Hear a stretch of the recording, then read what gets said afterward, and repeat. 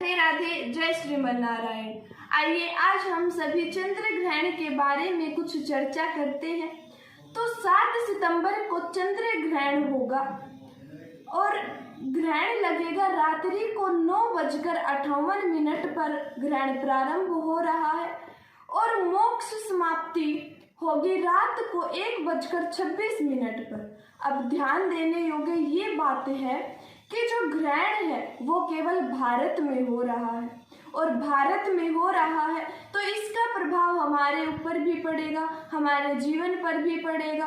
तो इसका कोई बुरा प्रभाव हमारे जीवन पर ना पड़े उसके लिए कुछ उपाय हम देखेंगे आज। तो इस ग्रहण का असर हमारे जीवन पर ना पड़े इसका हमें विशेष ध्यान रखना है।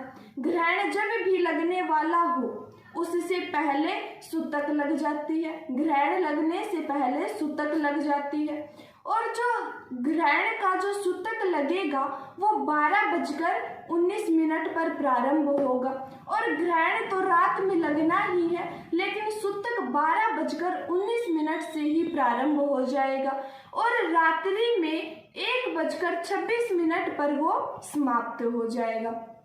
अब इसमें हमें कुछ नियमों का ध्यान रखना है, कुछ नियमों का पालन करना है ताकि ग्रहण का अशुभ प्रभाव हमारे जीवन पर ना पड़े। तो ग्रहण के समय कोई यात्रा नहीं करनी चाहिए।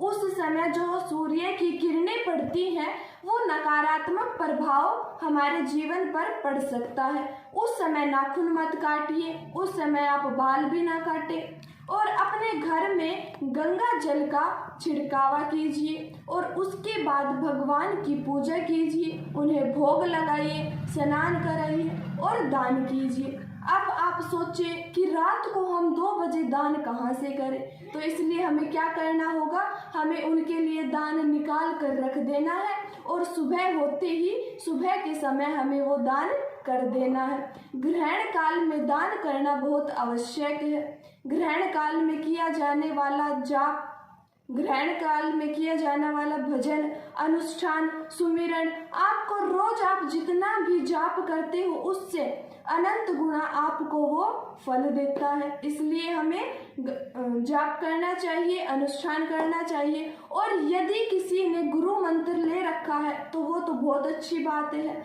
गुरु का मंत्र हमारे एक ब्रह्मास्त्र जैसा उपयोग करता है, ब्रह्मास्त्र जैसे हमारे जीवन में